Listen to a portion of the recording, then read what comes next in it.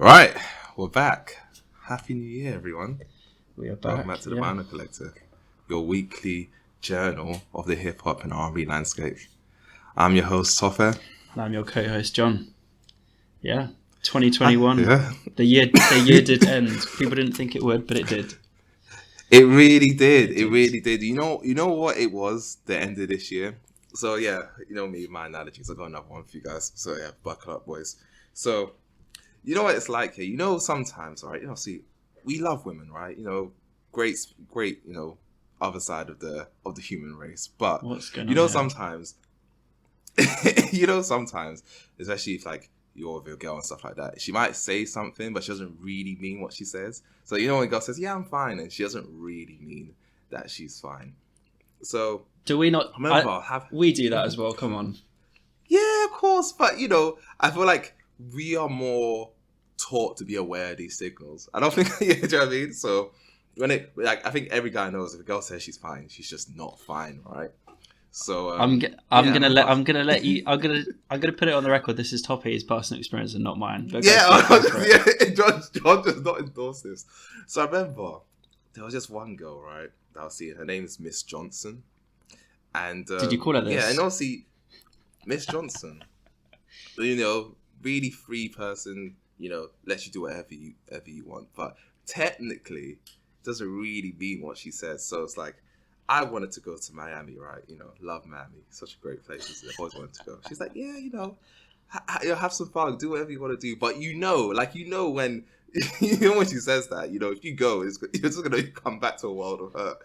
So you do it anyway. She's like, oh, you know, but you said, it's like, oh no, even know what? Here's some money. Like, I'll even, you know, help you out and, you know, fund your trip to Miami. So she does all of that, right? Go there, I'm having a great time. Then I come back, and it was the natural story is you come back, she's just flaming hot angry, and not only is she flaming hot angry, she's in bed with my best mate, and it's just like, you know, you could have, you know, you say she's trash, and then part of you is like, should have seen it coming, isn't it? And I feel like that's just a perfect analogy for this British lockdown. So, you know, you're told, you know, go out, eat out to help out, all that good shit, you know, do whatever you want. But and then I feel like we just paid the ultimate price, being exactly where we were 9 months ago. So, yeah. That's one thing. Hella long analogy, but go for it. Cool. You know what I'm like, man. You know what I'm like. Welcome back, guys. Good to have you guys back. Yeah, I hope you had a good Christmas. How was your Christmas, John? It was good. Yeah, I mean, I think we all kind of expected some kind of spanner in the works, and then obviously, you know, couldn't spend it with family. It was all right though. Yeah. Didn't listen to too much music. I kind of tried to get myself in the, you know, the kind of mood, put on some Bublé, but it just didn't happen this year. Yeah, no, I get what you're saying. Just, you know, a lot of people were just saying, oh, it just doesn't feel like Christmas this year. I don't know why. I'm like, really? Come on, really? Like, you know, I mean, there's a huge reason as to why it just doesn't feel like Christmas, mate, but whatever. But yeah, no, I was pretty much the same. I didn't really listen to a lot of music, but yeah. I mean, New Year's a bit, but like, it wasn't like on a regular day. Like, oh, I'm not a Christmas music guy anyway, so I don't give a fuck about any of that. But yeah, it wasn't the same, isn't it? Like, no, it wasn't. There's not even that many decorations this year as previous years. Yeah, but then again, it makes sense, doesn't it? Like, you know, people's energy and money elsewhere. Exactly. Yeah. But it has not been quiet on the music front, music news. It hasn't. I mean, there's a whole lot of music to talk about. But also, before we get into that. And, you know, if you're new here, if you're just like, fam, what the fuck was that analogy? Why are we talking about Who are these guys? Are they you know, stick music? around. Yeah, exactly. No, stick around. It's going to be fun. So, you know, subscribe on the Vinyl Collective on Spotify. I think it's also YouTube, the Vinyl Collective, pretty much Vinyl Collective everywhere. TVC Pod on Twitter, Vinyl Collective Pod on Instagram. Mm-hmm. Appreciate the support. We did pretty well for the first few months, actually. Yeah, shout out to you grown guys. the collective, so... Yeah, we're coming like a little family, aren't we?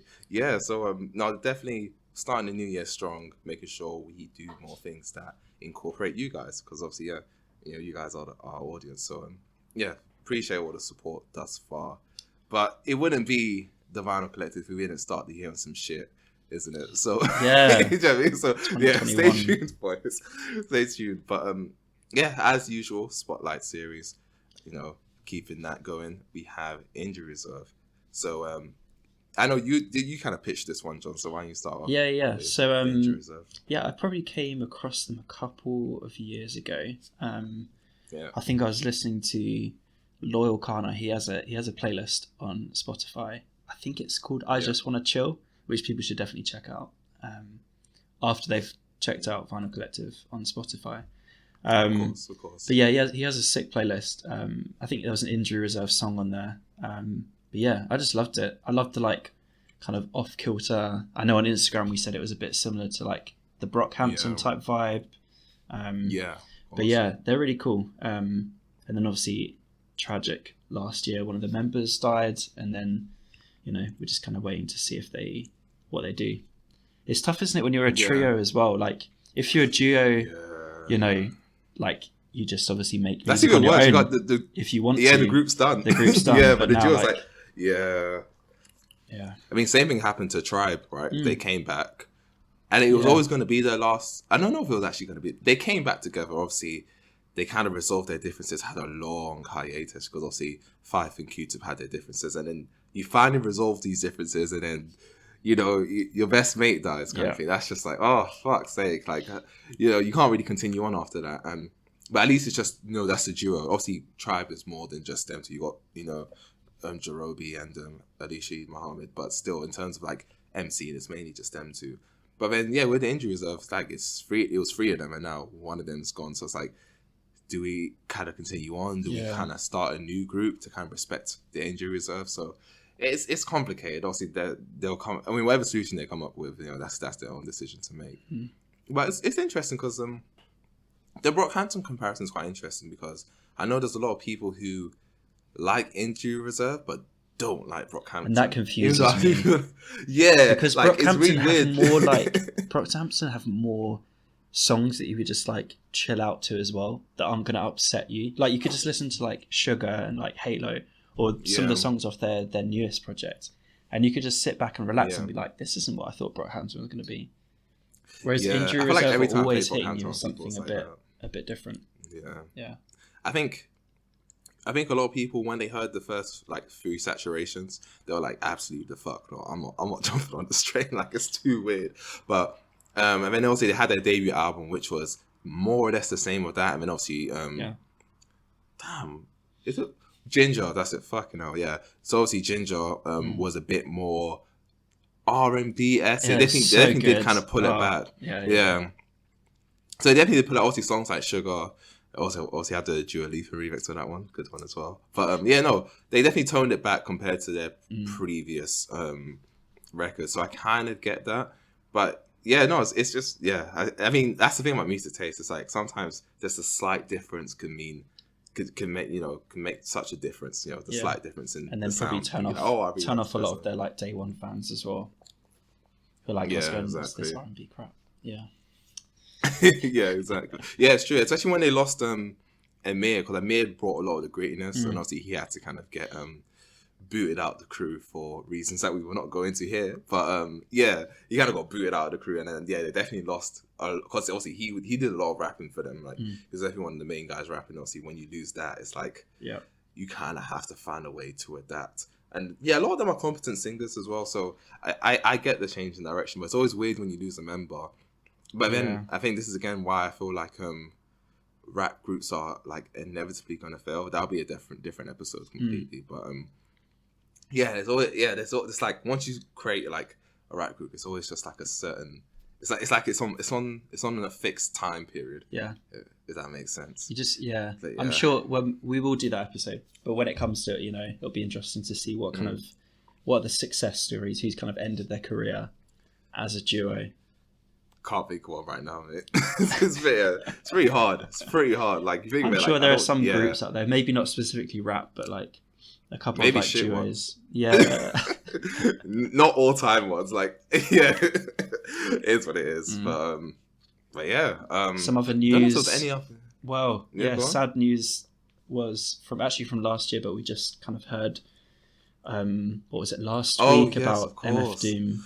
Yeah, passing away end of October, which is big news. I think I was surprised at the reaction. I mean, I know Yeah, I know his music was obviously appreciated by so many people, but it really is interesting to see when they're like random like politicians and like people who never talk about music are like, I actually used to listen to this guy.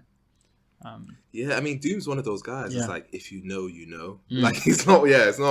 You're never gonna hear him on the radio. You're never gonna hear him be nominated for a Grammy. He's just not that type of guy. But I think that adds to his aesthetic. It is kind of like that villain thing. Like, oh, if you know about Doom, then you know it. Like, maybe if you have like a group of like super rap nerds, like or into the underground, they might like talk about Doom now and again. But yeah, it's just not the type of guy who's gonna come with a conversation. You're definitely not gonna play him in a car if you're in control of the aux. You're not gonna play Doom. You're not gonna risk your credibility on that. So it's like, he's just like, he's just, if you know, you know. He's also that like favorite rapper. Yeah. And because he's so lyrical, it makes him very academically enticing to other people. So you can actually study him in a sense. So I think the people, I get what you mean, like these like old people who are like, why would they ever listen to Doom? But because there's so much like lyrical depth to him, it's like an academic study in itself. So I mean, obviously we lost a special one with him, like really fantastic guy. And obviously I think he died 31st of October. Yep.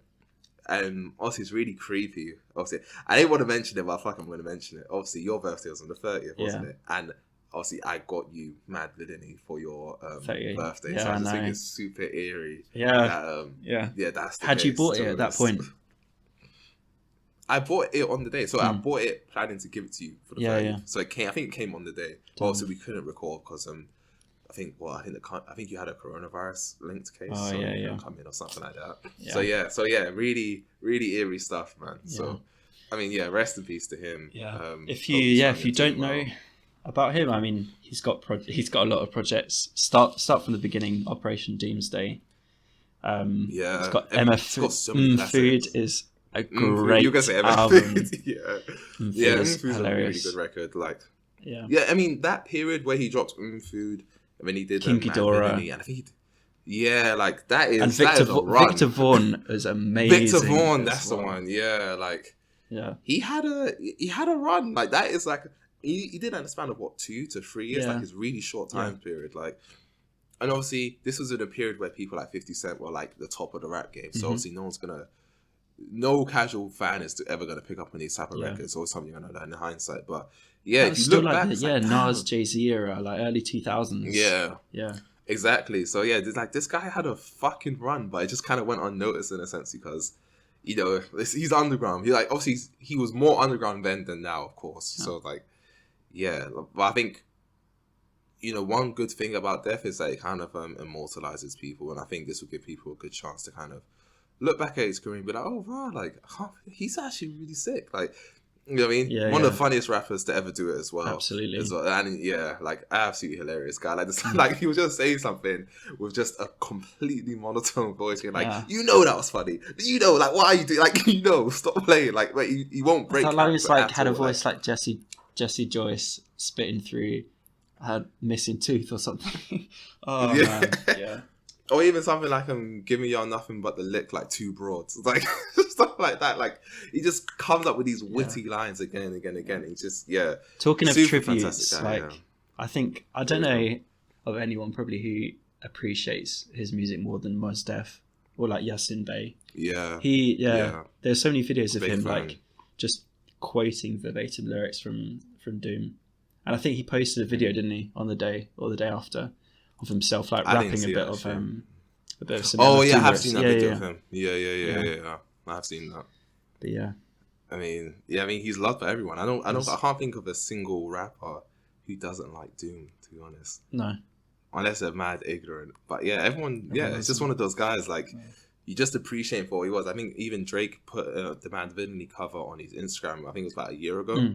And even everyone's like, "Oh, didn't know you liked him." You just dick riding and stuff like that. It's like, I mean, say what you want about Drake, but Drake has good ear for music. Like I think that's why his song was always quite good. But everyone loves him. Do you know what I mean? Even they don't really like reflect that in their music.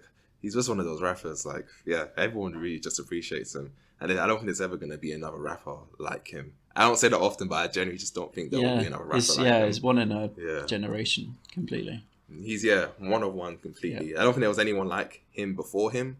And I don't think and ever since he's come out, I don't think anyone's really been like him since. So just gotta appreciate him. Unique talent, man. Yeah. Other Get news, the vinyls while they're still cheap. Other news, I think, was it Dr. Dre had a aneurysm, was it? Yeah, so I heard about that today, actually. Yeah.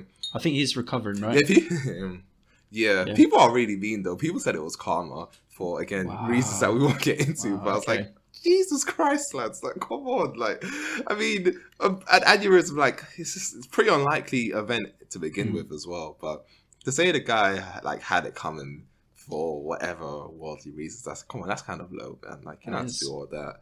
You ain't got to do all that. We're wishing him well anyway. Yeah, wish him well.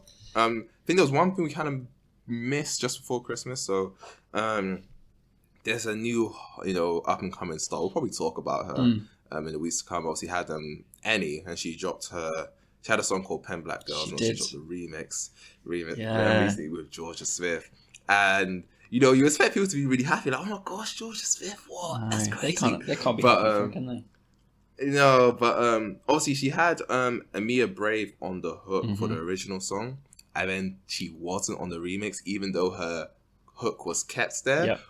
Which I can admit, that is quite weird. I'm not gonna lie to you, that is kind of weird. Yeah. But people, a whole debate kind of sport. Like, what do you think of that? Like, before we even get into the whole other side of that debate, like, do you think it's kind of right to kind of keep the hook but not have her at the Colours show?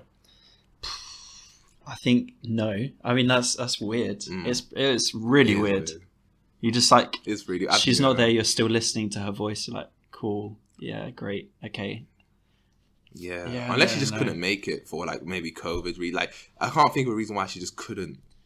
Make it. Yeah, it's a weird one. Like, or just cut it out. Like, what, do you know what I mean? If you're gonna have a remix, just make it completely different. Like, I don't think. I hate remixes in 2020 because at least back in the Bling era, remixes would fully be remixes. They have a different beat, would have different features. Like, it's a full, remix. But now it's like an extra verse. It's like, that's not really a remix, is it? It's just another version of the song. Like, I don't know. Where did you fall on it? In the Georgia thing? Okay, so obviously a lot of people are focusing on Georgia Smith's verse, and I know a lot of people are kind of giving their reasons for that. But you gotta remember, same way when Heady One dropped Only You with Drake. Yeah. Even though Heady One for My Money had the much better verse, a lot of people are focusing on Drake's verse. The whole, he's speaking in Arabic, Maya Jama, all that stuff. Oh my gosh, like, people are focusing on that because he's one of the biggest rappers in the world. So that makes sense to me. Like, I'm not gonna be like, oh my god, like, what? How you gonna appreciate Drake? Like, I'm not gonna do all of that because he's the bigger artist. That makes complete sense to me. I think same way, I didn't know who Annie was before this song, and I think she's gonna be happy that it gives her a lot more exposure.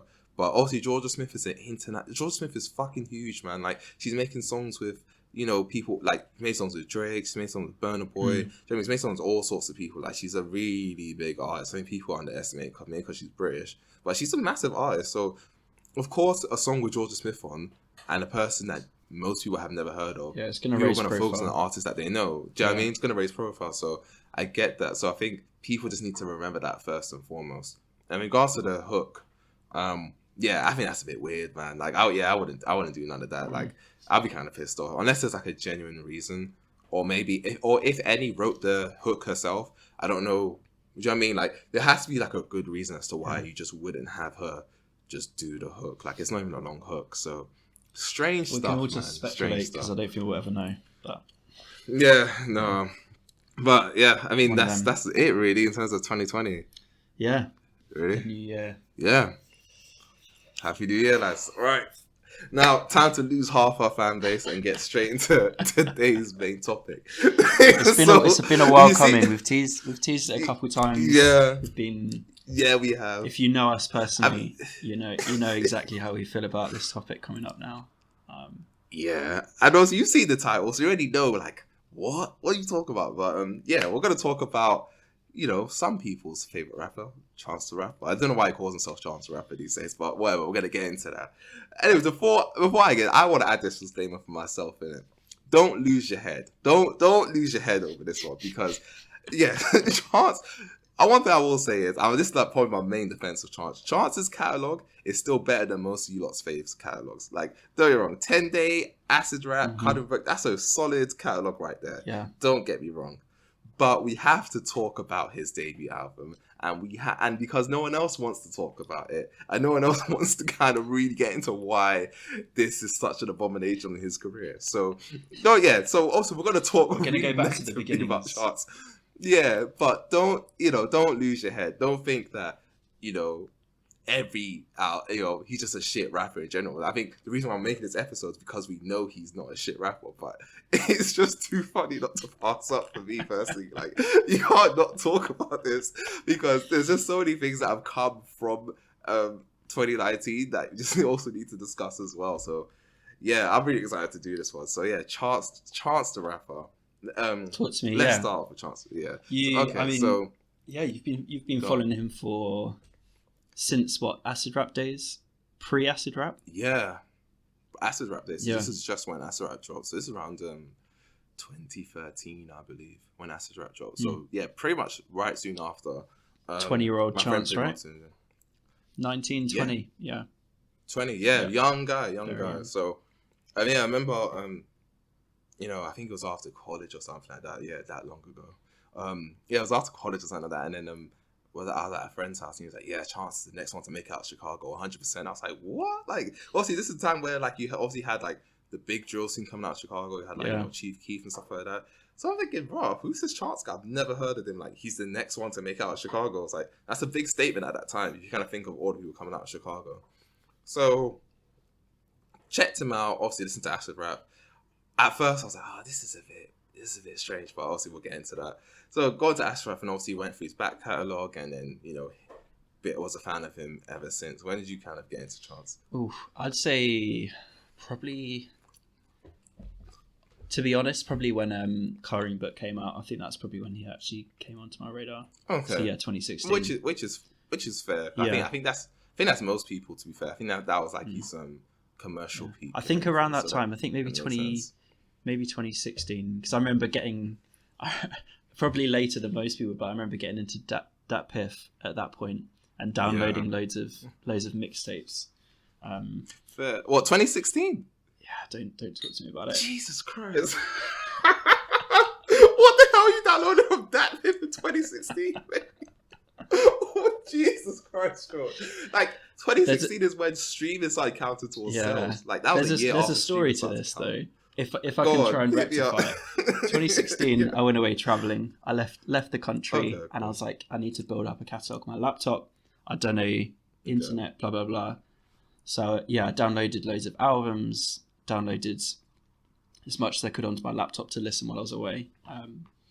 So, yeah, it's embarrassing, I know. I'm not proud of it. Dat Piff, 2016. That's crazy. But, yeah, downloaded all the classics. What was you downloading? Like, what, Dream Chasers 2 or something? Like, what was you downloading, man?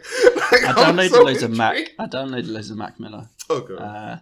Okay, fair. Yeah, let's move on quickly. I'm going to catch some heat for this.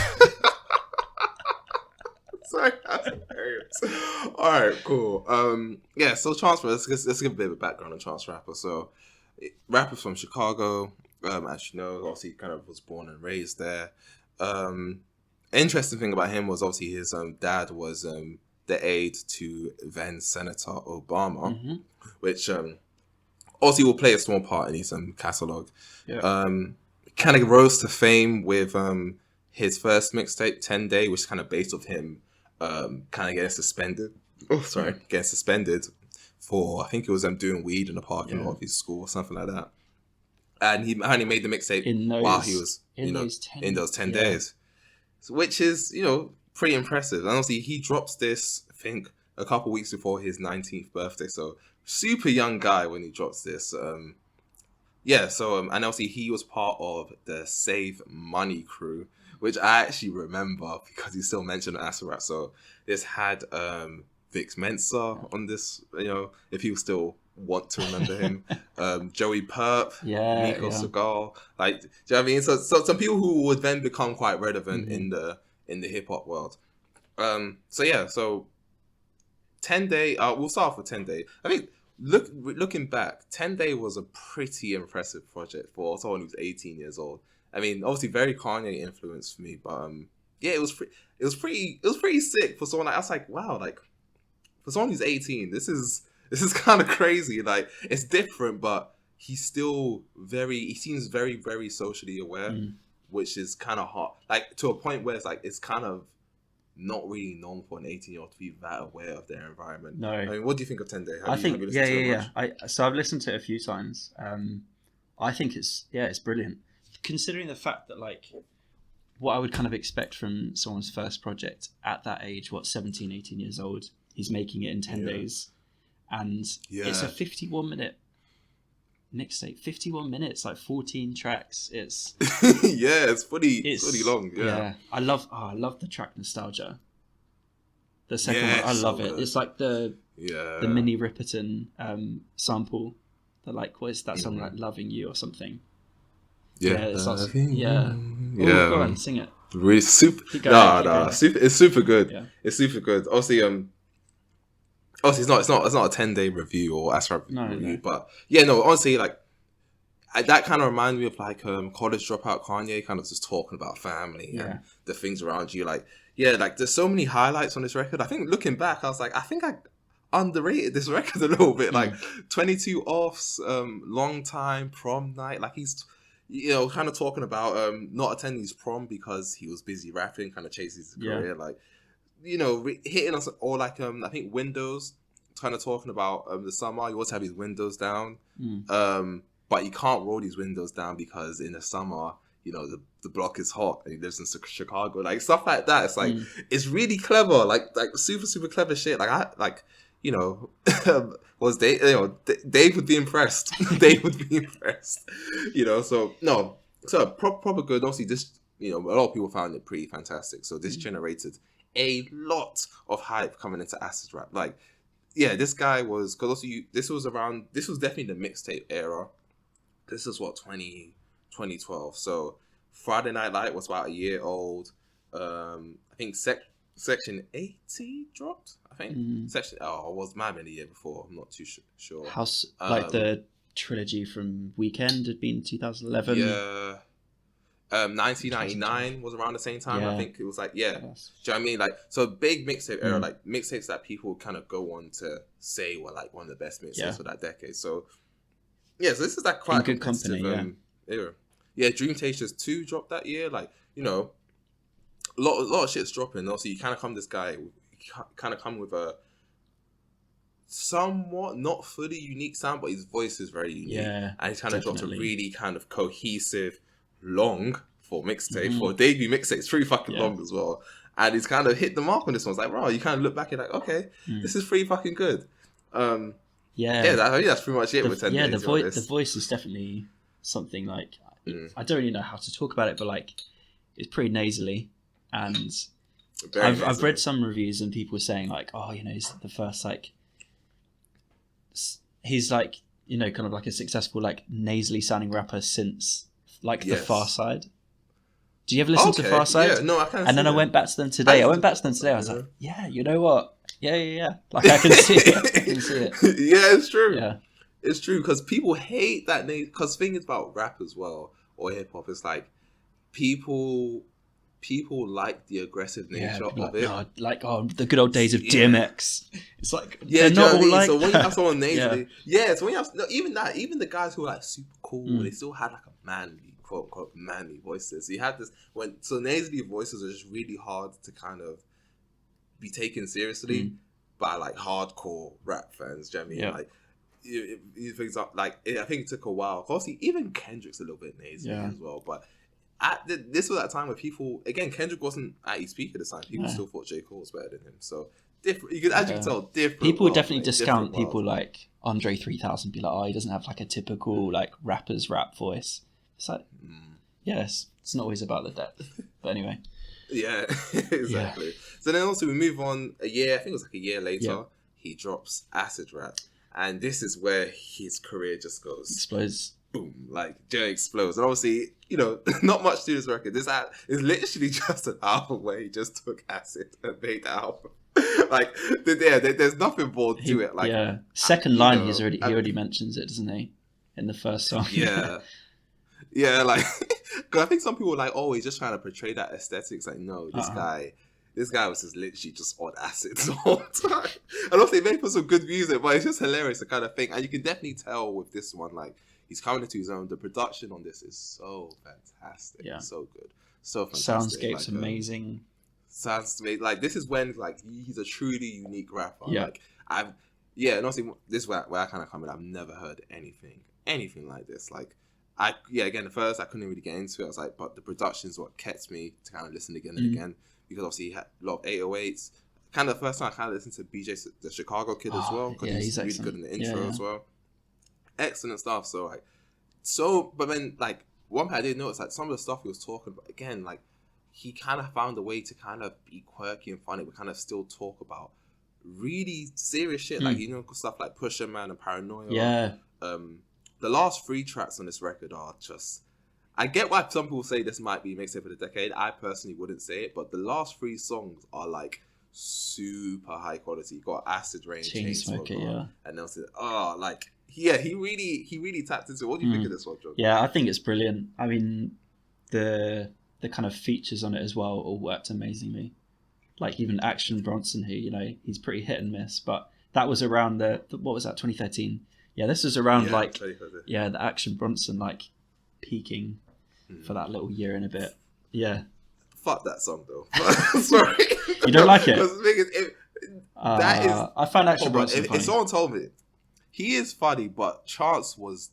Obviously, it's called Acid Rap. I think this is the song where it kind of proves that he was literally just acid. Yeah, like it hit him hard. Like, it's funny, but it's like, are you being serious right now? Like, come on. Like, if there was a cutting floor, I'll say the floor is lava. You just gotta burn this one. Like, this is one that you kind of have a throwaway. It's funny, and because it's followed up by Smoke Again, which is probably one of the Absol's worst verses of all time. It's like, these 2 songs, like, come on, man. Like, this is a bit obnoxious, but whatever. It fits the aesthetic, so you get away with it. But again, pretty fantastic shit. We'll probably have a review of that whenever the anniversary comes, maybe 10 years or something. Who else? Yeah, we'll get around to it. But obviously, he kind of goes away for 3 years. Everyone's like, what the fuck? And in this time, he's getting even bigger and bigger. Like, the blue balls are just getting huge. Like, he's teamed up with Justin Bieber on a More Than Confident. And now he's getting a bigger fan base. Yeah. And then he teams up with Kanye, Ultralight Beam. Oh my god! Like, everyone's just loving this guy. Oh, everyone's sucking his tits. Like, I'm ready. Like, okay, cool. When is he dropping the album or the mixtape? And also we get Cutterin, because obviously this is where you come in. So I'll let you kick off with this. Yeah.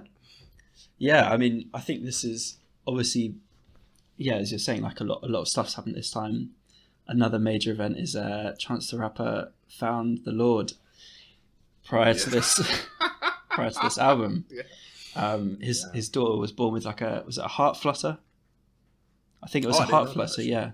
And then he was like kind of like praying in the hospital, and from there on in, he said that became a Christian. Said from that point he was a Christian. He said he was a Christian rapper. Refers to himself as a Christian rapper, which is recognizable in the album, but not to the extent that we'll see in The Big Day when we get around to it. Yeah. But I mean, it's a gospel album. At least it's a gospel rap album. Not what Kanye thought Pablo was. Because you said that was a gospel album. No. It's definitely not a gospel album, man. Yeah. Oh, I mean, there's some great songs on it. What kind of were your highlights from it? I liked Blessings. Jamila. I mean, I know I love Jamila Woods, but like Blessings, I thought was good. I like the second one. I like the Reprise a lot more, to be honest. I do. Yeah, like, do you know what it is? Looking back in retrospect, this was the beginning of the end. Like, when it came out, it was a cry for help. I should have seen it coming. We should have seen it coming, because you listen to it now. It's like, okay, don't get me wrong.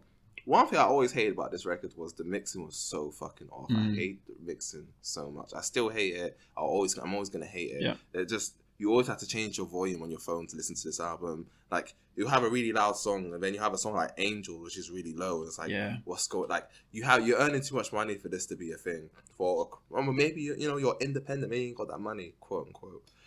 Anyways, so yeah, no, don't get me wrong. It's a change of pace from acid rap. I think a lot of people who like acid rap would be like, I don't give a fuck about all this Jesus shit, so I'm not gonna do this. Like, I'm out. Yeah. But I think it was a change of direction, but I think the quality of music was still really high. Yeah. So there's some anthems on there. Yeah, No Problem. Obviously, I got the hoodie for that. What's it called? You have Angels. Angels, a fantastic song. Same Drugs, fantastic song. I think the back end of this record is definitely where it shines. It's pretty similar to acid rap, but I think more so than acid rap. I think the last 3-4 songs, just hit. Another BJ, the Chicago Kid song.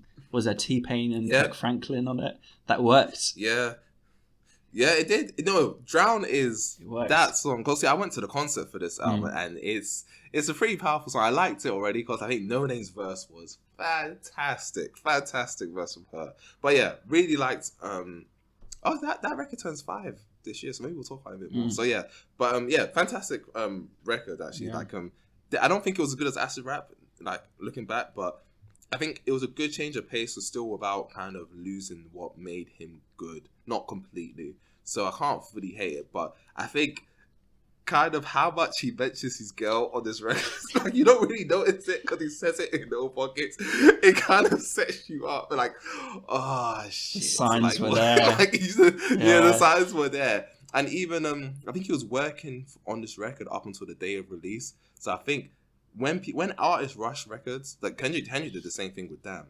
Kanye does it with every single album now.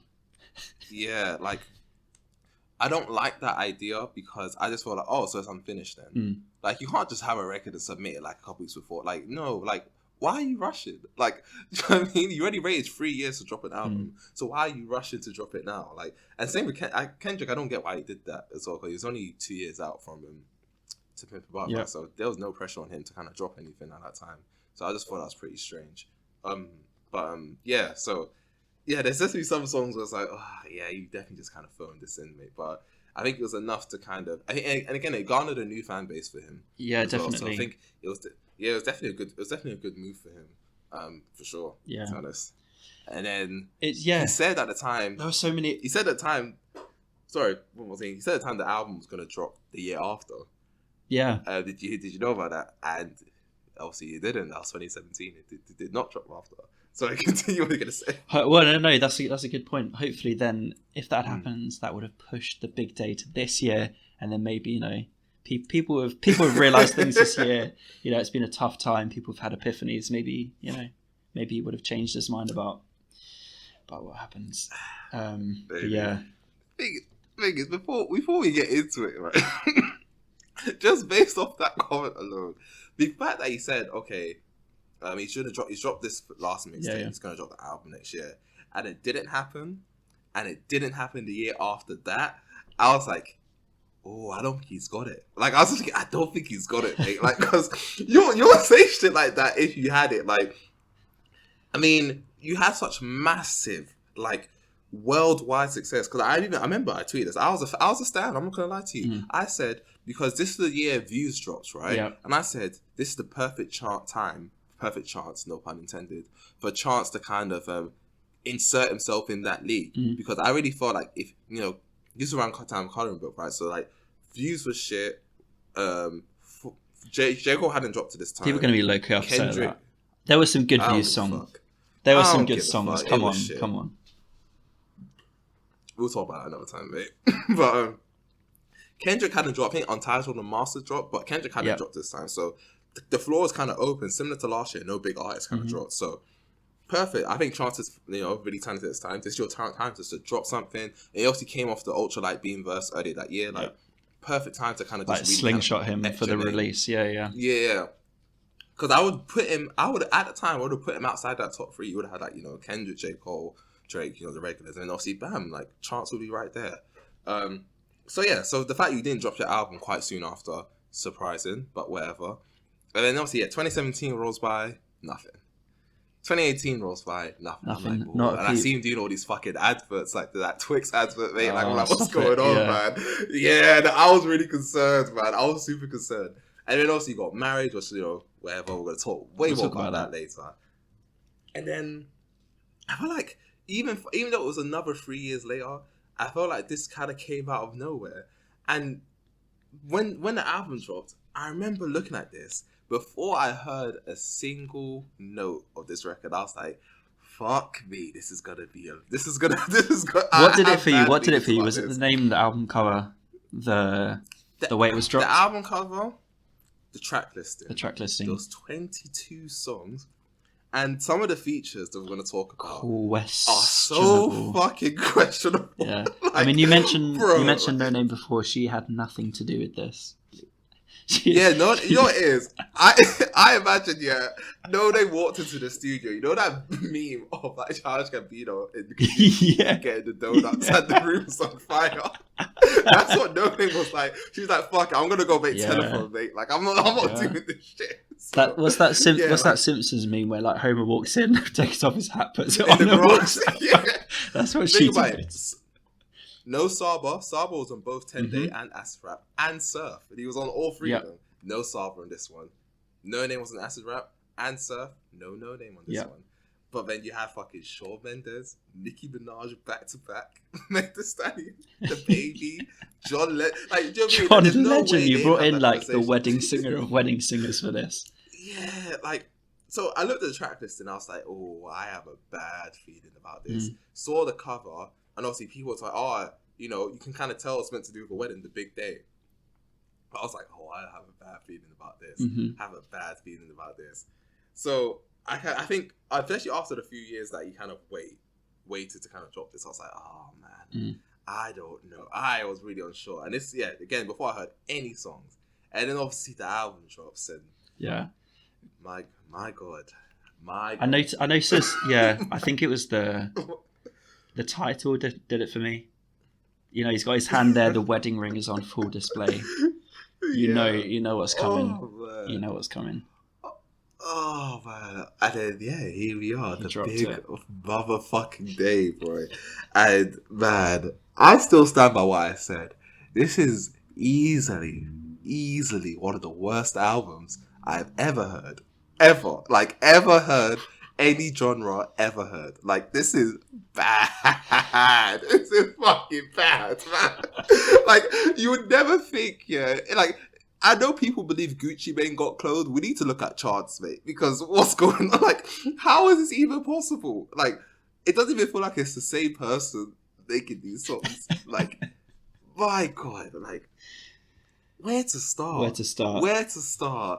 Oh, I remember. Sorry, I just could do an anecdote. I remember I was on the phone to my girlfriend at the time when this dropped, and I could not stop crying of tears while I was hearing some of these songs, because obviously I heard it before. She became a big fan of Chance after Current Book, and she was in love with Chance. She was fully on the Chance hype train. Even found him a bit cute as well. Loved the shit. And I heard Big Day, and then I was like, oh my God, there's no way. Like, there's just no way. Like, I was crying. I remember the day, like, literally like it was yesterday. Like, I was crying of tears for some of these songs. So Jordan, hit me off, man. You know that video of what is there? There's like a little speedboat going out on the water. There's like some people on it. It hits a bit of a wave. You know, they start bumping. It hits another wave. That is what happens around track 5. We'll get into track by track, but that's what this album felt like. It got worse and it got worse, and then when you didn't think it got any worse, it got worse.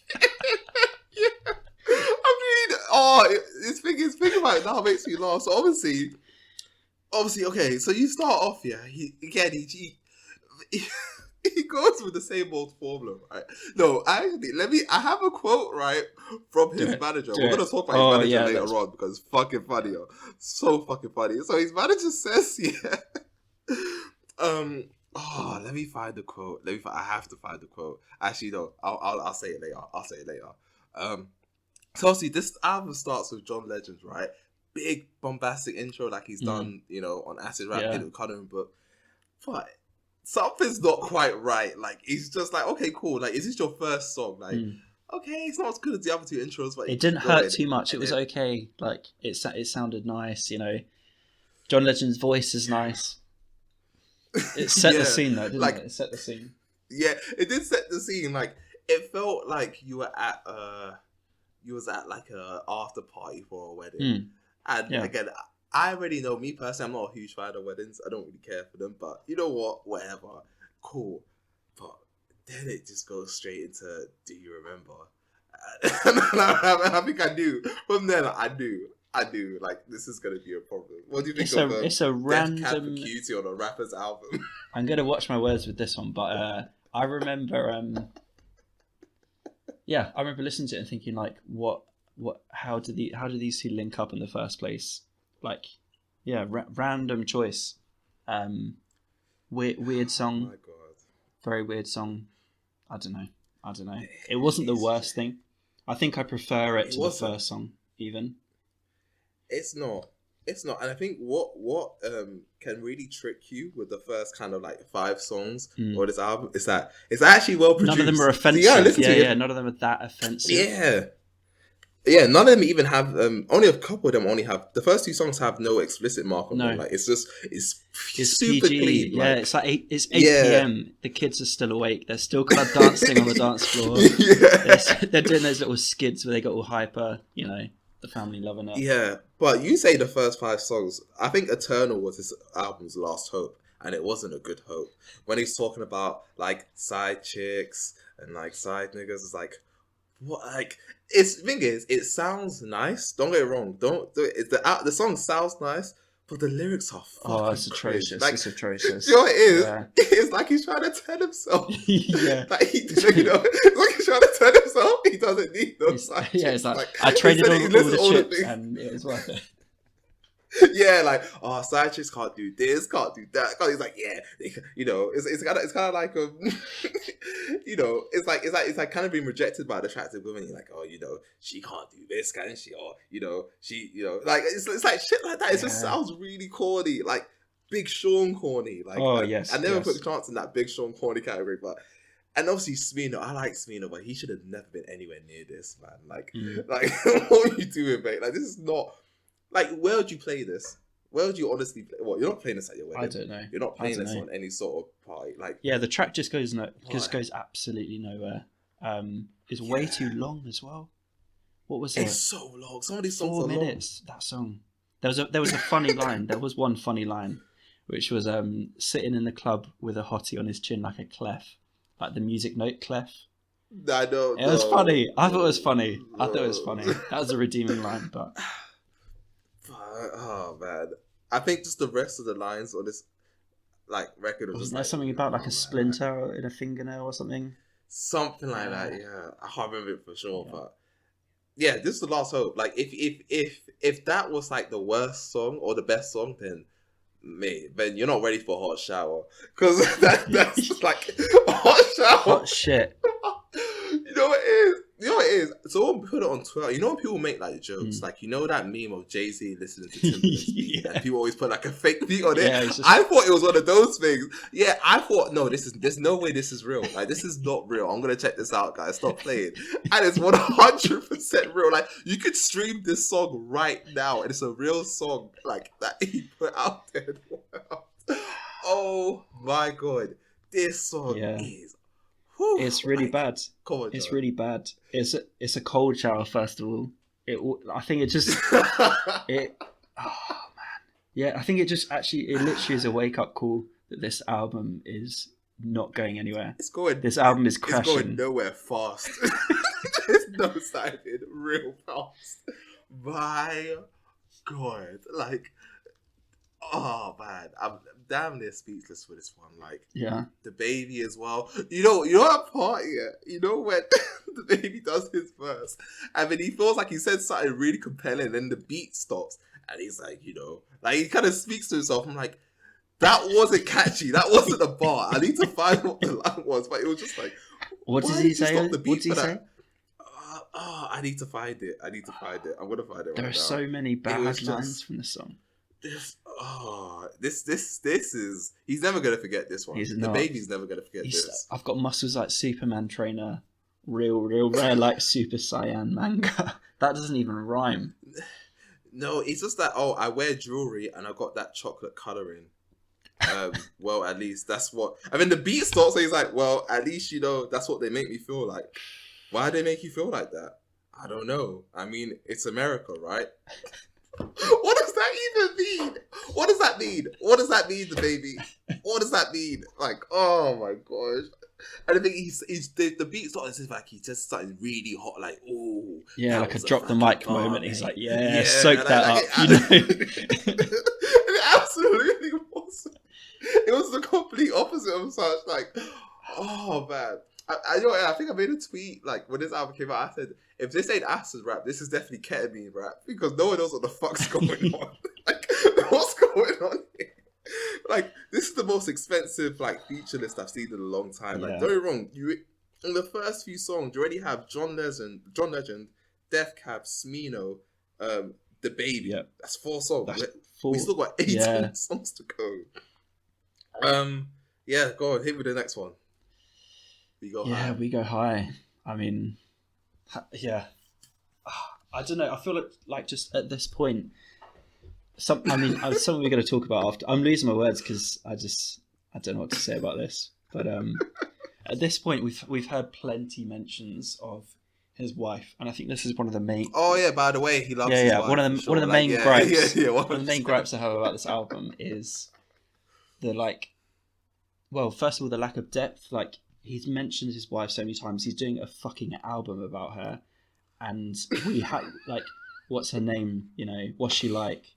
How do you guys interact with each other? What's your relationship like? How did you meet? Nothing. It's all just it's just so empty.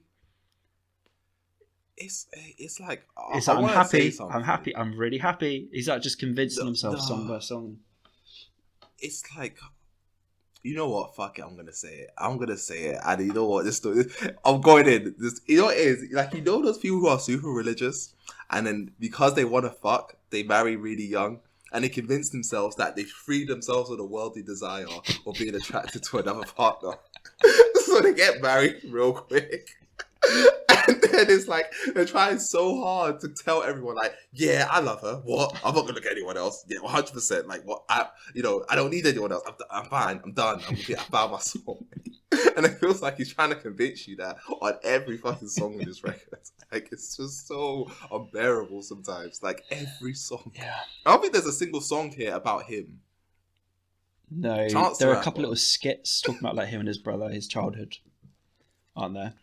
Speaking of skits, who the fuck said it was a good idea? Who told him that what's gonna make the streets go crazy is Keith David on every skit? Like, what? Like, who told him that was a good idea? Like, why the fuck is he here?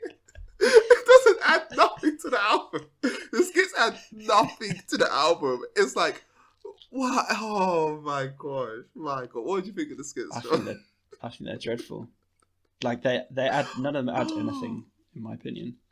It's just like, it's like certain skits, like, for example, I've been listening to a lot of Lauryn Hill recently, and the skits, like, when she's talking about love, and it reflects the songs that are going to come after. The skits are good. And it makes sense. They're interesting. Skits are really good on that one. Yeah.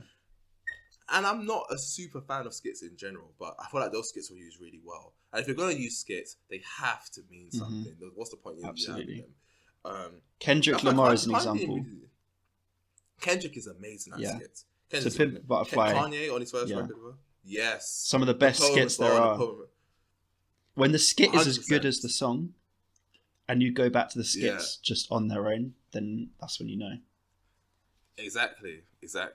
But this one was kind of like, he just kind of threw it in there. Like, this album has no story. There's no narrative.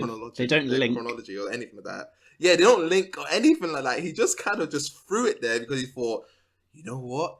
Keith David's funny. People find Keith David funny. Fuck it, I'm just gonna throw it. Like, I feel like that was legit just the thought process here. I was like, why is he just kind of, even some of the songs, he's just kind of popping up. I'm like, why is he here? Like, Keith David, like, why? Not even his own dad, by the way. Just someone who's acting as his dad. Yeah. Like, this is really strange shit. This is so fucking strange, bro.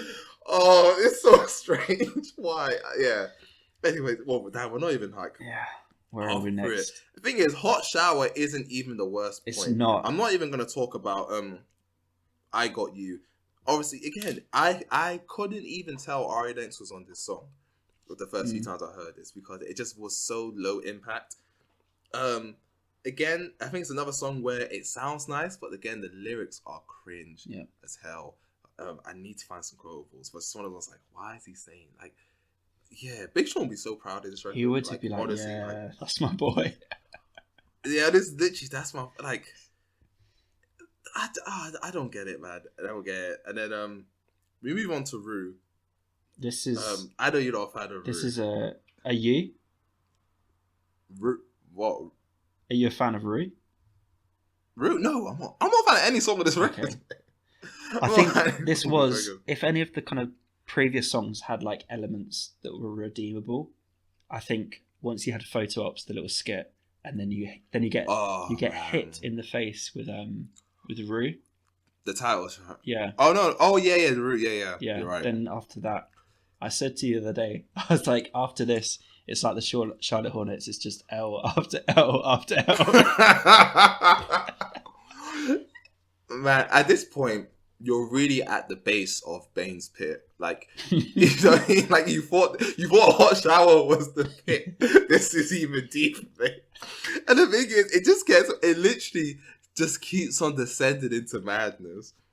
Like, this song is talking about being the man of the house. I mean, he has his brother on talking about, oh, Charles is the man of the house. And then, literally kind of just talking about, like, people being fake. And there's so much here about people being fake and not believing in his relationship and stuff like that. It's like, what are you on about? Some of these people are your friends. Like, your friends are going to listen to this, mate. Like, what are you talking about? But again, even though I don't like Rue, it's not the worst. And, you know, a lot of the times, when people, you know, you have an album, but you have a set of tracks, but the most important track, if you have one, is the title track. Right, you know, that makes sense. You know, the title track, that's the key message of the whole album. Do it. Say it. My God. This is a contender for the worst song on the album. This is a contender. It's a contender of the worst song of the decade. This song is worst rap song, I'll say. This is something special, boy. Like this is special. This is singing is. I know we get on. Is it J. Cole about singing? But this is. You know what it is? Do you know what it is with this album? Just to kind of take away from the jokes a little bit. It's not even that some of these ideas are bad. No. It's just that he'll have a good idea and then he'll add something that just doesn't make any fucking sense. Like, this song, it was actually starting off alright. Yeah. And then, I don't even know what to call it. It just kind of goes into this like this rock thing where he's just shouting, and it's like, hey, do you know what's so funny? I don't want to get it. Fuck it. And he just goes on and on. You know what's so funny about that? You know what's so funny? When that person's saying that, you can hear Chance the rapper in the back saying that shit is so hard. I'm like, what? You did not quit acid, mate. You're lying. You are lying. Like, what's going on? I swear to God, you hear it again. He's literally saying that is the hardest part of that song. Not the part when he says it's the best day of his life or anything like that. Just literally that part. It's like, oh my God. And you know what it is? Because you know, obviously the whole chorus is like something about going crazy. Yeah, the only way to survive is to go crazy. It's go crazy. And I get it. You just basically saying like, you know, cute sentiment. But not like this, man. Not like this. And this is the thing. This is one of the main things I wanted to talk about as well. Was like, I know we talked a lot on the podcast previous episodes about like responsibility to the artist, and you know, we don't want to be those people that are like, yeah, the weekend's broken up. Yeah, I'm happy. Good music coming. But like, we're happy that Chance is happy. You know, if you're happy, I'm happy, right? Yeah, exactly. But yeah, not like this. Yeah. not like Not like this, this. man. I want Like, some substance. I want to actually know something about the relationship. And the thing is, he was tweeting all that shit as well about like kind of basically kind of crying that people didn't like the record. Yeah. And it's like it's not like people don't like the record because you're talking about getting married. Because you spoke about God for the whole album and people liked it. That's not the issue here. The issue here is that you're being so overbearing. You're not giving anyone a chance to breathe without mentioning the fact that you're happy with your wife. Everyone who's saying that you were wrong for this is an idiot. You got everything you ever wanted in the world.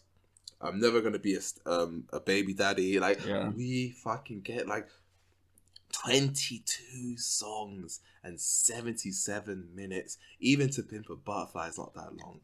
Like this is a long album, man. This is long, and we're not even halfway, my guys. Like, and then it goes to my favorite song. If you thought it couldn't get worse, it keeps going. Yeah, let's go on the run. Sorry, let's go on the run. Is this a rap album or what? Like, what's going on? Oh man, it's honestly at this point. This point, it cements it. I heard someone say that this album should have been given out free on Disney Plus. That's funny. I like that. It's one. true. This song felt like it was on like some kind of, I don't know, Coco, what are those like Disney films. He's like, hey there, lovely sister, won't you come home to Mister? I've got plans to hug and kiss you. Yeah, hey there, lovely sister. Something like that. It's like, your name is Charles for rapper. You even said, please say the rapper. So, wow.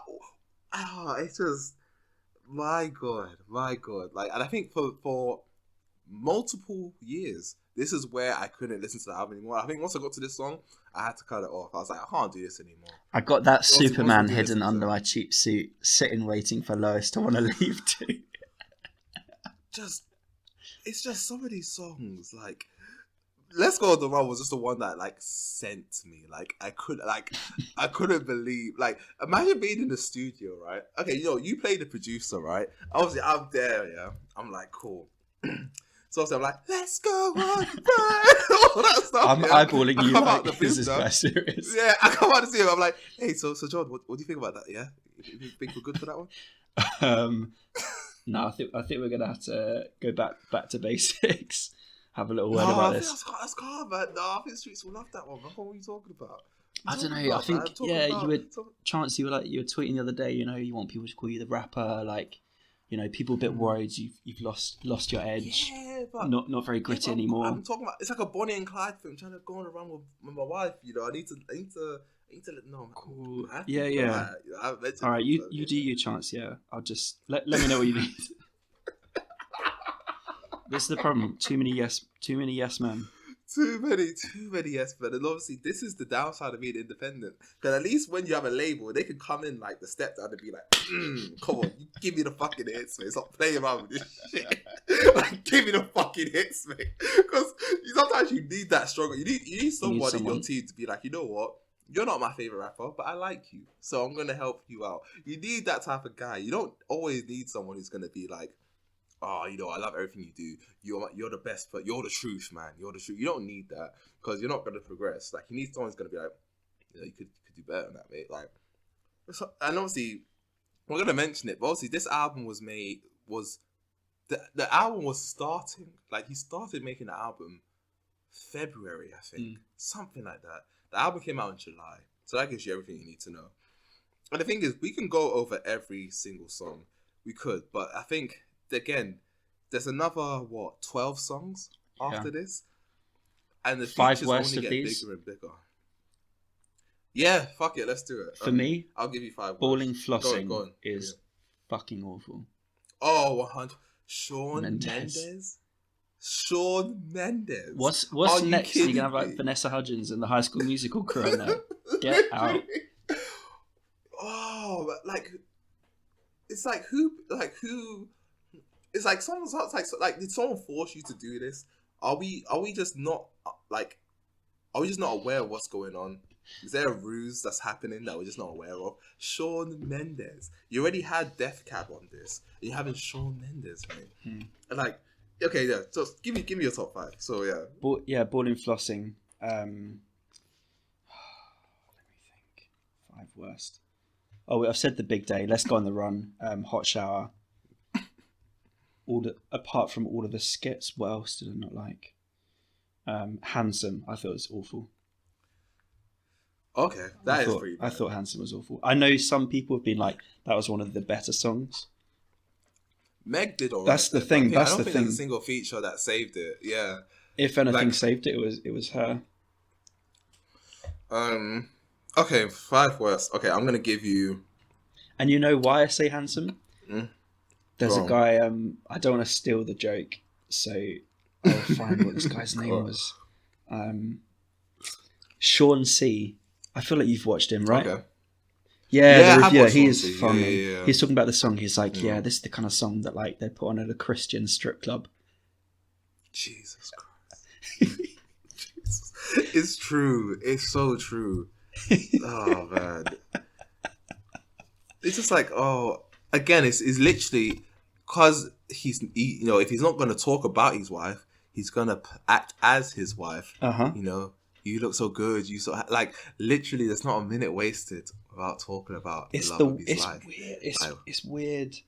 Like you were saying, the previous song where he's like his own like backup dance. He's like, oh yeah, that hot shit. Whoa, what a fire bar. And then now he's like, babe, you look so handsome.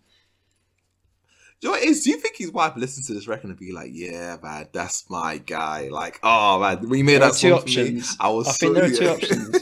She's kind of like they're sitting together watching it, and he's just like beaming with pride, and she's like, oh babe, this is so sweet. Or she's saying that and she's actually like, this is some hot shit, this is awful. So you know what it is? She's like, oh I listen to it all the time when I'm in the car. Yeah, this is great. This is great. And she's getting mocked. She's getting mocked by her friends for this. Oh man, imagine that as well. Like, you know what it is? You can't even win any argument in the group chat. All you gotta do is just send the link to Hot Shower, and that's it. You're done with it. Like, you're just done. Like, oh man, some of the lines were here. Like, let's go on the run. It's like, baby, I'm deeper than an iceberg with only the tip in. What? When it's like, and then obviously, you had Slide Around. Yep. With Lil Durk, and it's like, fuck a bitch while she bleed. What? Yeah, I swear to God. It's like, there's so many lines. Like, I feel like I should have came up with. There's so many lines where it's like, why are you saying that? Like, or even Hot Shower where he's talking about being in a meeting and these girls saying send him some news. Like, what are you? See, this is why I don't like Wet Dreams. Like, Wet Dreams is a good version of that shit, but it's still bad to me. It's like, this is bad. Like, why are you doing this? Why are you doing this? Oh, Chancellor, man, Chancellor. But 5 worst. Let me hit it to you. Get a Bag, 100%. That song has to go there. Yeah. It's literally a song about buying this girl a bag. Fuck off. Cool. Get a Bag. Let's Go on the Run. Easy. Hot Shower. You go for Hot Shower there because the baby, he just makes me laugh. Like, that is too funny. Found a Good One because you had SWV, which is a legendary, group. Yep. And it just came across awful. So that's 4, isn't it? Yeah. And Born Because he said, didn't he? He said he wanted this album to like sound like something you'd dance to on your wedding night. And I mean, that's absolute fuck not. Yeah. Maybe I'm trying to get divorced. I mean, I'll play it. Like, I don't know about the other stuff, mate, but I'm not. Yeah. My gosh. Yeah, bad. I mean, obviously, and then also recently, we heard news about Chance's manager suing him for $3 million. $3 million. So, John, you want to get into the backstory though? Yeah. Wait, which was this? What's his name? Corcoran, right? Yeah. Yes. Cochran, something like that. Yeah. What? Sorry. Yeah, saying no, you're right. Yeah. You're right. Well, what was the like the pretext to it all? So basically, like, he's filing a lawsuit because he's accusing Chance of ignoring his professional advice. Okay, yeah. Then blaming him for the mixed response of the big day. I got the the blame thing was interesting. Because was it on this album or was it on the Yeah. previous album where he had like got MTV to take down a criticism of his album? Oh, yeah. Otherwise, he wouldn't do an interview That with was, I them. think, Otherwise, he wouldn't do an interview with them. that was kind Like, of censorship you're right. of like criticism is That's Taylor Swift level. It says it all. Hey, wait, what? Leave her alone. Come on. No, you're not getting that one in for free. I mean, but yeah, I mean, it's pretty bad. yeah. So I'll just read a couple excerpts from the article. So his manager said, this absolutely had me sending. This is so funny. He said, given the significant amount of work, care, and attention needed to produce an album, Corcoran expressed serious concern with the projected release date Bennett had unilaterally announced for the album. With the rapper also getting married the following month, the manager reckoned there wasn't enough time to create and record and prepare an album. The unrealistic timeline coupled with unproductive, the unrealistic timeline quoted with, quote, unproductive and undisciplined studio sessions, unquote, resulted in a freestyle-driven product of subpar quality. Oh my this God. is that kind of thing where like your teacher, teacher, your lecturer has like written you some feedback and you're reading it and you're like, oh, I don't really understand this, and then you read through it again, you're like, you're using a lot of long words here. Wait, they do not like this. They do not like this. Do you know what it is? It's like when your friend shades you on the low and you're like, wait, what? Like, you know, like, oh, if you're happy and I'm happy, and you're like, oh, okay, oh, thanks. Like, wait, what? What'd you say there? Like, what's going on? Lecturer once said to me, John, I hope you've I haven't seen you in a year. I'm hoping you've done some cerebral development. I'm like, oh, that's wait. So he hit me with the big words, and then I was like, yeah, that's nice. Oh, like, you can only imagine the type of conversations being had when your artist just comes to you in like February and says he's gonna make an album that year. Like, my gosh, yeah, that must have been hellfire. Yeah, because the feeling of this album is that Chance has come. He's gone into the studio. He's sat down with everyone. He's like, right, so I'm gonna make an album about my wife, and he's stopped there. Like, that's it. He's like brainstormed and he's drawn a big bubble in the middle. He said my wife, and then he hasn't really done anything else. And then he said, I'm just going to go make the album now. Like, there are no connections being drawn. He hasn't made a plan. There's no story he wants to tell. It's just, that's the thing. There's so many other interesting things you can say about marriage. And you come from fucking Chicago. Like, you could have talked about, oh, now you're married. What's it like to kind of move out of a dangerous place? What does that mean for your child? You know, what was it like growing up? Father, like, there are some personal things you can get into if you want to. Do you know what I mean? You can talk about the world around you for one fucking moment and how marriage will affect that instead of just talking about how much. Like, that's the thing. This is one thing, because there's a thread on Twitter. I'm not gonna send. I'm not gonna send the link. But there's a thread on Twitter of me absolutely flaming this album. Like, I went balls to the wall with this one. And I remember people were messaging me saying, "Hey man, I think you're doing too much." No names. You know who you are. But it's like, I think you're going a bit overboard with this one. Like, you need to relax. Like, it wasn't that bad. And I haven't heard a single person share a link to a song, mention Chance. You know what it is? People forget Chance like the last season of Game of Thrones. People just act like it just never existed. Like, I haven't heard anyone mention him or his music or The Big Day in like, damn near 2 years now. Because it's just like, you knew it was bad. It's just that people hate, especially when people are in the music game, people hate to say albums are bad for whatever reason. But, and the thing is, I get it. I like giving albums a shot, but this one is like, come on, man. Like, you can't. There's no way to justify this one. There's no way to justify. And it's, I mean, it's no surprise that. Yeah, go on. No, I was just gonna say, like, the whole conversation we're having about it feels like there wasn't a plan. He doesn't even sound inspired either. He sounds happy, or at least he's telling himself he's happy. But like, where's the? Yeah, doesn't really feel like there's a vision. At all. Yeah. At all. Like, there's just so nothing to it. Like, the skits were so long. Like, this, I keep saying it, but the skits were fucking long, bro. Like, even the whole part of saying, let's get round the picture, guys. Or that thing where he's asking about the 5-year plan and stuff like that. It's like, is this really necessary, mate? Like how much did you pay for that? Was like, it how much 4 did you quarters pay in for the that? black? That was it. It was like a 2 minute Yeah. skit. Yeah. It's like a 2-minute skit. Like, you're not Kanye. You can't do that. And even Kanye hasn't done it since his debut album. Like, you can't just be doing shit like that. It's not gonna work. So, I think it's no surprise that this album led to what they call lackluster ticket sales, and to the point where he had to cancel the tour. He had to cancel. Think about it, this is one of the biggest rappers out at 2016. Yeah, he huge. was fucking huge. To cancelling a tour in 2019, no coronavirus, nothing. Like, the world was normal back then, good old days. Do you know how bad things have to get to cancel a tour? Like, damn, like, you really missed, like, you must have really missed the ball on that one. Yeah. Like, yeah, just to, and obviously, like, I mean, do you have faith that he's going to turn this around? Do you think he's going to come around his next album and just be like, yep, cool, I'm focused now, I'm just going to drop another one on them? Because apart from that, his catalogue is pretty sick. Yeah, that's the thing. But then when you look at it, you're like, it's 7 years since Acid Rap. He was 20. He's 27 now. He's a vastly different person now than he was when he was 20. So this is the thing with, you know, as an audience, we might all be hanging on to this idea of Chance the Rapper, but that's not what he wants to be. He'd probably be like, yeah, Big Day is my best project. He probably would. He'd be like, yeah, no, like, fully.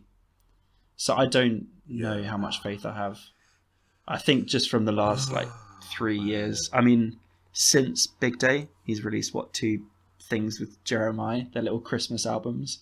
That says all you need to know. No, that came out beforehand. Did it? That actually was it re-released? Yeah, it did. Oh, my It was God. re-released. That came out the year off. I mean, it was the same year as Conan Brook. Okay. It came out during Christmas. Yeah. Yeah. Well, I mean, so that should have been another signal. But yeah. Yeah.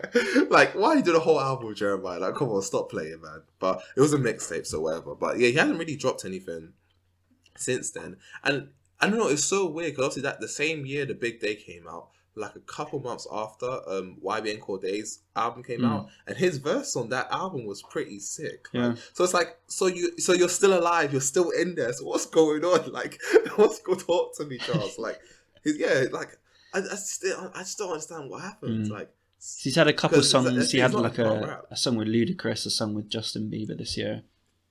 Right, I think one of them went quite big, didn't it? The Holy. Was it Holy?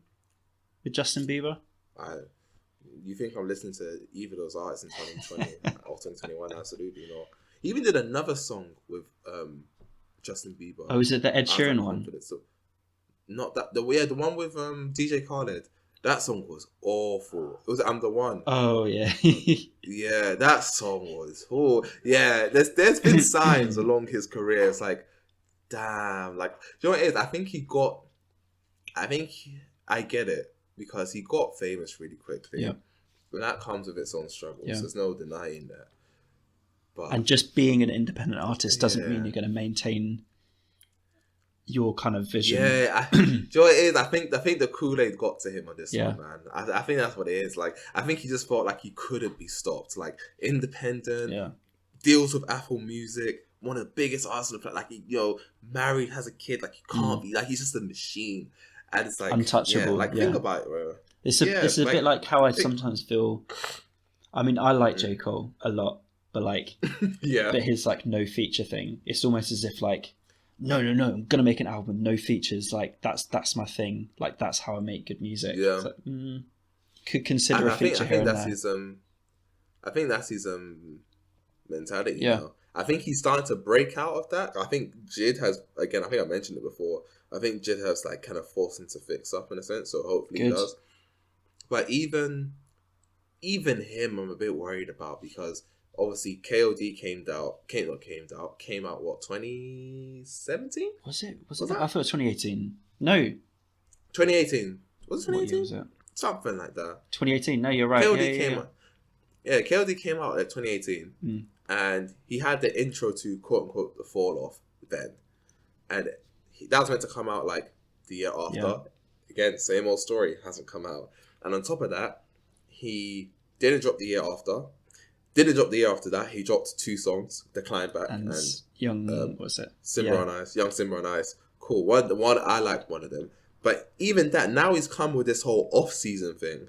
So it's like, so what happened to the fall off? So that makes me concerned. Yeah, like, you do worry for an going artist on? when there are loads of projects that either get abandoned or they change names or they change order, and you're like, the vision isn't clear. It'll be interesting exactly. to see. That's always a good thing. Yeah, because I think if people want to kind of gauge whether an artist is gonna like, so if they're gonna have a sophomore slump or if they're gonna reach expectation of their last like Critically King record, it's always good to look at the pattern of behavior leading up to that record. If they're not featuring on anyone's work, for example, if a lot of people aren't working, because again, look at this album. How many rap features are there? Meg Thee Stallion wasn't that big in 2019 compared to where she was pretty big. The Baby wasn't as big as he was when that album dropped. The Baby definitely got bigger. Yeah, and after that, and obviously Nicki Minaj back to back, who's probably just doing him a favor. Why do you have Nicki Minaj twice? You don't need Nicki Minaj twice. No, and also she this is one of the problems I had about it. She had like the last laugh, didn't she, on the album? The last bit of the last song was about her. Yeah, which made no sense when the album's meant to be about your fucking. Yeah, it's about her little story. On that concept. Okay, cool. Yeah, just unbelievable shit, bro. So yeah, I don't know. Like, I think that mentioned already, but yeah, do you think he's gonna? Yeah, do you have faith? Do you think he's gonna bounce back? No, I think he will release music that is acclaimed by a lot of us, but I still see him going down the route that he's going, like more gospel music, more Christian rap, more kind of like happy-go-lucky music. And I mean, there's obviously still a market for that. People will still listen to that. I will as well, so that we can talk about it. But of course, I don't think in the way we think about it, I don't think he will kind of redeem himself. No. I hate to see it. What do you think? I mean, that's what I was. Yeah. I think there's definitely ability to that, but I don't have faith in him. I don't have faith in making a cohesive record after this. And I say this with no disrespect. Sometimes people just hit a strike of like creative high. And I think that was when he was a child. I think he just, obviously you're young and hungry. And I feel like Acid Rap and 10 Day, he was really going for it. And obviously Acid Rap, I don't want to call it a fluke, but like you were literally on acid, mate. So if you wasn't on acid, would you have made this rap album? Who the fuck knows? But yeah, ever since then, it's like,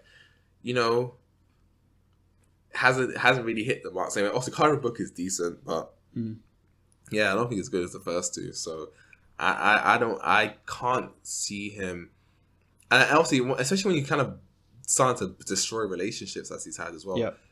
How are you breaking up with your manager like that? And I think they even tried to like do like a buyout of like $350,000. You wouldn't do that if you didn't have something to what you're saying. So I'm not sure, man. I don't think I think he will have good features here and there. Maybe have a good song here. Because he can obviously but in terms rap, of albums, like you can obviously rap, But in terms of albums, I don't think it's gonna happen after this one. Sorry, trans fans. I think it's over.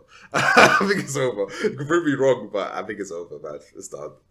This album, there's certain albums where it's like, oh, you know what? You had a bad one. It depends how he reacts to it. And I think in what you're saying, it's implicit that he hasn't reacted well and he's still like, no, they're wrong. This was good. And until he has a realization that it was objectively a bad album, I mean, how do you improve? Yeah, it's not going to change. Exactly. Because who's going to tell him? Especially in a panorama, in a Panasonic. Like, who's going to tell him? So he's had a whole year locked away with his family as well. Love his life. I don't want to listen to that album. Fuck no. Exactly. So yeah, it's not looking good, man. It's looking good. Obviously, I love good music. More good music would be fantastic for me. So obviously, if he drops another good album, I'll be so happy. But do I have faith? I don't have faith, man. Sorry, guys. That's it for me. This was just this was such I don't think I've ever seen someone crash the boat like this. No, it was a car crash. Rap, since I've listened to rap. Yeah, it was a plane crash, mate. It was a plane. This guy was high in the sky.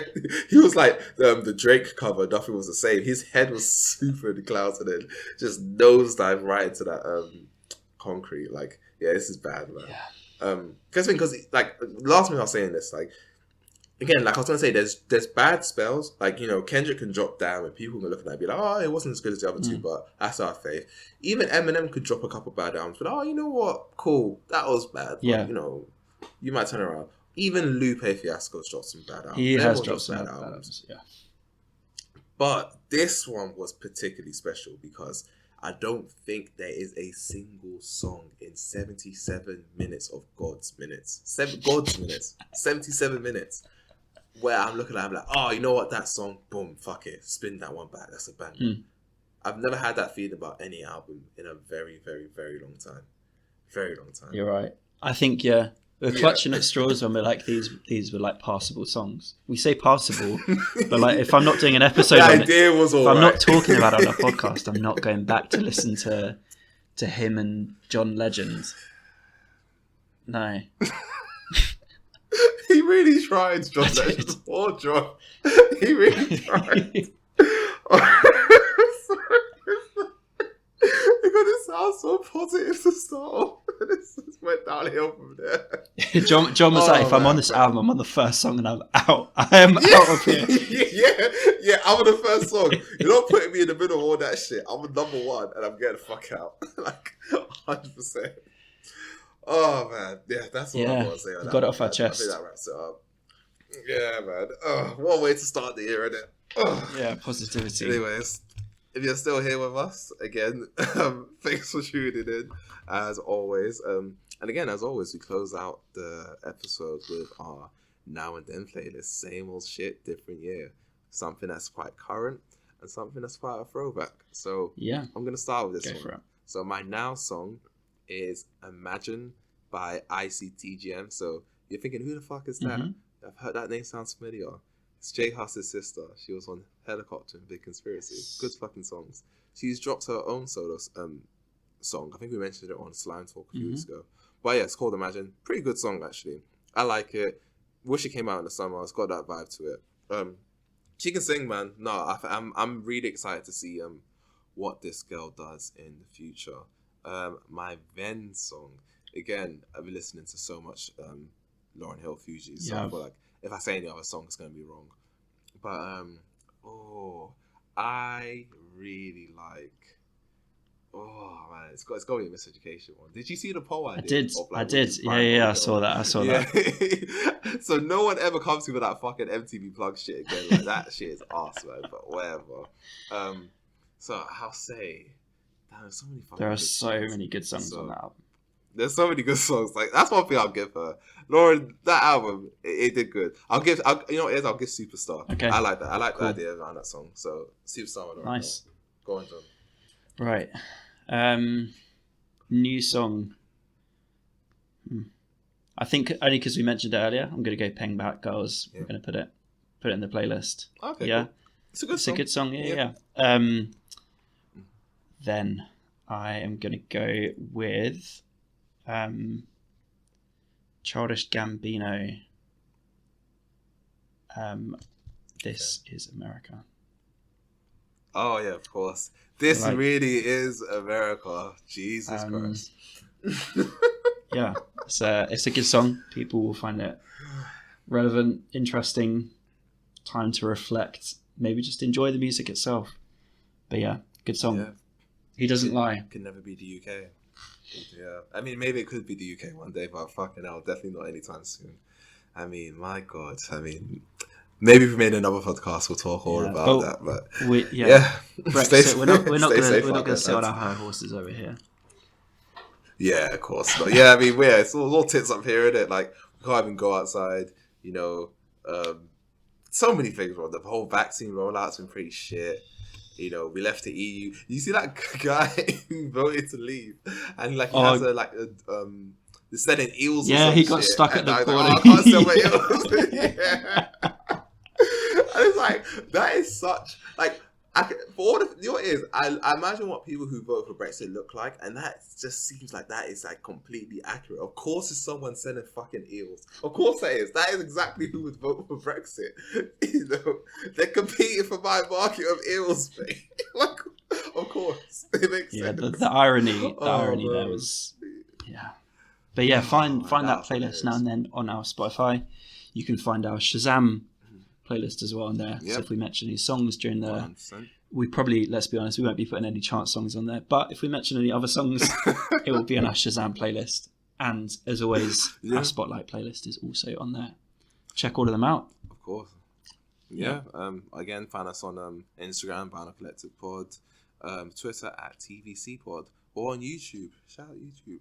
Vinyl Collective, can't miss us. Where we have like all the episodes there. So if you want to kind of, do a bit of a binge watch or listen, there's no video there. Why the fuck you want to see my face? If you want to do a binge listen, then yeah, you can do all of that on any streaming platform. You got the full breadth of choice at your disposal. Yeah. Still sorting out the Facebook, but it will come. It's a big year ahead. Big year ahead. But yeah. And that was us. And that was the big day. Yeah. The big day. The big Vinyl Collective. Yeah. That's it. See you guys next week. Yep. Bye. Peace.